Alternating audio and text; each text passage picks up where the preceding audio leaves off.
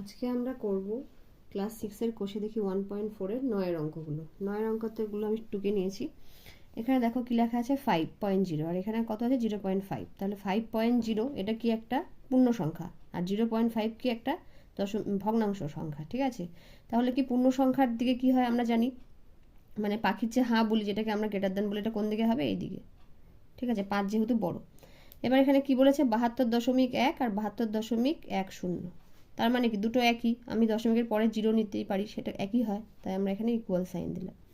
এবার কি বলেছে 68.5 আর 68, এই দুটোর মধ্যে কি আমরা বুঝতে পারছি যে এটা একটা তো পূর্ণ সংখ্যা, এটা একটা দশমিক সংখ্যা, আর একই এখানে কিন্তু একটু বেশি আছে, 0.5 বেশি আছে।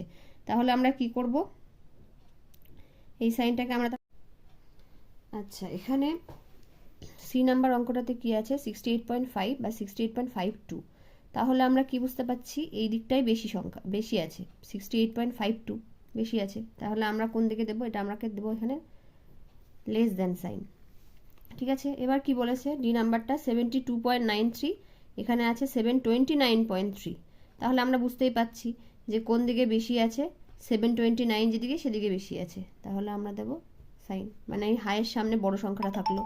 এবার কি আসছি ই নাম্বারে।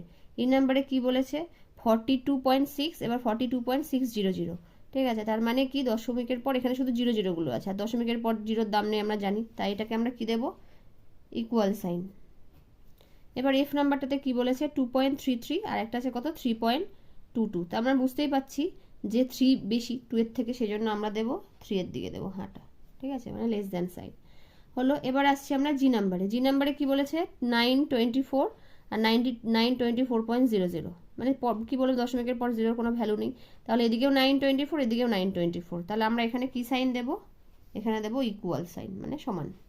এবার এইচ নাম্বারে কি বলেছে যে নিজের ইচ্ছে মতো একটা সংখ্যা বসাতে, ঠিক আছে? তাহলে আমি একটা নিজের ইচ্ছে মতো সংখ্যা বসালাম 22.5, এদিকে বসালাম 22.50, তাহলে কি 22.5 আর 22.50 এই দুটোই কি, আমি বললাম যে দশমিকের পর জিরো ভ্যালু থাকে না, তাহলে এই দুটোই কি হবে সমান, তাই